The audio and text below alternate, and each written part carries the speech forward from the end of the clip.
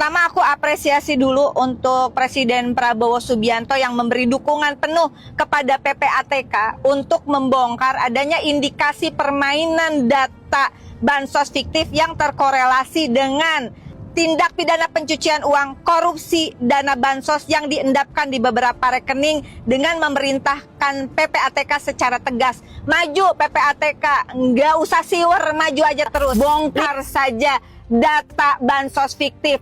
Usut tuntas, balikin duitnya. Kalau data yang dibuat adalah data fiktif, berarti ada indikasi kuat sindikat data negara supaya negara ini nggak pernah beres.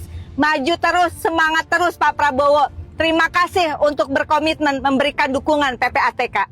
Assalamualaikum besti-besti love Indonesia kesayangan si akunya. Jumpa lagi di Viral for Justice dengan hashtag kita bongkar data bansos fiktif. Usut tuntas peternak data fiktif negara, sikat sindikat data negara, balikin duit bansos ke kas negara. Itu duitnya rakyat. Jangan cuma datanya dipulihkan, tapi dananya kita nggak pernah tahu kemana. Yuk kita mulai. Aku mau mulai dari pemerintahan sebelumnya. Ada 52,5 juta data fiktif penerima bansos. KPK menyatakan kerugian negara per tahunnya 126 triliun. Waktu itu kabarnya, baru kabarnya, kita tidak pernah publik, jangankan publik, DPR pun tidak pernah digelar bagaimana data itu benar-benar dihapus atau tidak. Tetapi intinya, andaikan katanya data itu benar-benar dihapus yang fiktif, terus duit yang selama ini dialirkan ke data dan rekening fiktif itu ada di mana? Berarti jumlahnya udah ratusan triliun dong, ya kan? Nah, itu yang jadi pertanyaan aku sampai ini jadi bahan disertasiku. Bagaimana negara memproduksi dan reproduksi data fiktif? Ada di buku ini semuanya nih.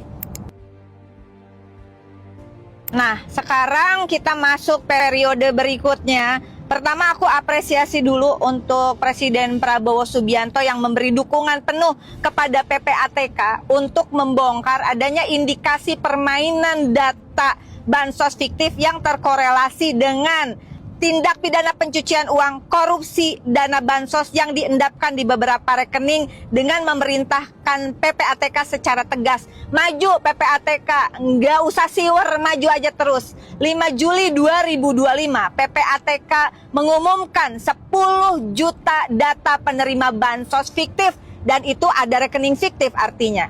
Kemudian 7 Juli 2025, PPATK ngumumin lagi bahwa ada 571.410 rekening data penerima bansos inline dengan judul. Jadi PPATK semangat. Ada dua hal yang ingin disampaikan PPATK kalau dari analisis si akunya. Pertama, adanya data bansos fiktif. Yang kedua, ada data real penerima bansos yang berafiliasi dengan judol, pinjol, bisnis narkotika, dan juga terorisme. Aku akan spill beberapa data. Kalau yang punya lebih akurat silahkan di spill. Aku cuma pengen nunjukin kalau data bansos fiktif hilang raib triliunan duit negara.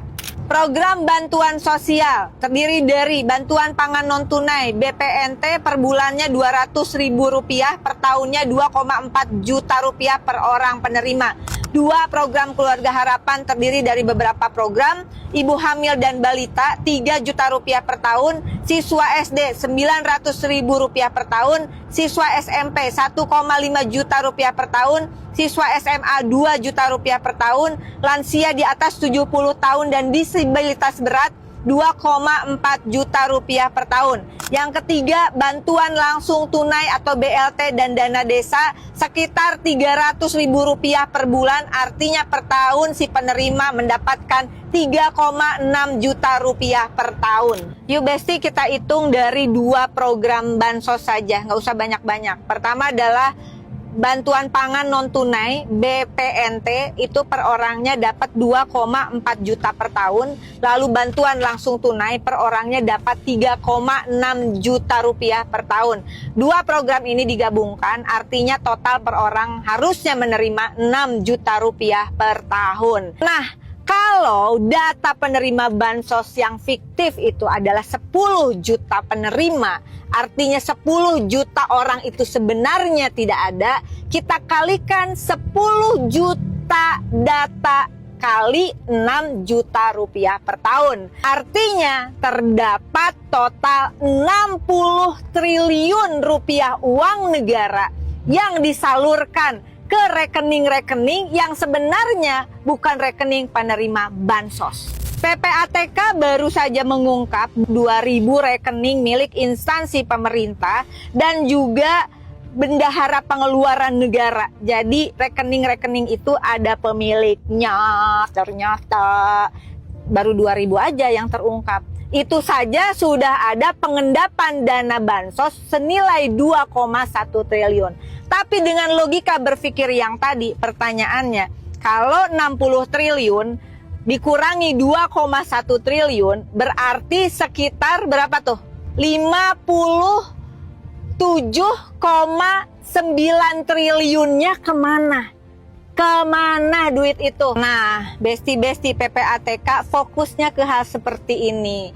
Dan besti-besti rakyat Republik Indonesia dimanapun berada, kita kasih dukungan lah ke PPATK. Karena hanya PPATK di pemerintahan Presiden Prabowo yang berani mengungkap kasus kerugian negara ratusan triliun kemungkinan. Di mana itu duitnya? Negara lagi kesulitan, pemerintahan Presiden Prabowo dibebani utang 8.000 triliun lebih dan bunganya yang jatuh tempo tahun ini sekitar 800 triliun. Lalu dicarilah untuk pemasukan negara, dipajakin berbagai hal daripada majakin rakyat dengan berbagai hal. Bongkar saja data bansos fiktif.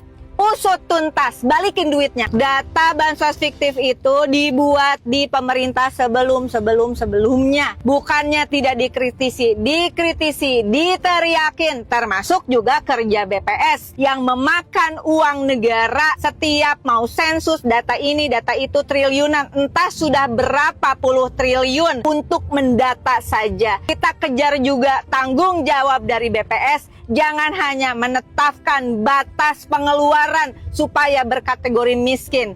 Data yang saudara buat di BPS adalah data yang menjadi acuan seluruh kementerian, lembaga, pemerintah pusat, dan pemerintah daerah untuk mengucurkan program-programnya. Kalau data yang dibuat adalah data fiktif, berarti ada indikasi kuat sindikat data negara supaya negara ini nggak pernah beres. Maju terus, semangat terus Pak Prabowo. Terima kasih untuk berkomitmen memberikan dukungan PPATK. Si aku kasih dukungan penuh dan seluruh rakyat Indonesia semoga juga saatnya Indonesia membenahi data negara. Apalagi dalam konteks geopolitik geoekonomi seperti sekarang ini. Inilah waktunya 80 tahun Indonesia merdeka. Saatnya Indonesia mempunyai data yang akurat, aktual dan relevan sebagai basis perencanaan pembangunannya. Data itu adalah data desa dan kelurahan presisi. Presiden Prabowo insya Allah semoga menjadi Bapak Big Data Indonesia. Tetap semangat, sehat selalu Pak Presiden. Ya, sekali lagi, usut tuntas data bansos fiktif, balikin duit negara di rekening-rekening fiktif. Salam sopan Indonesia.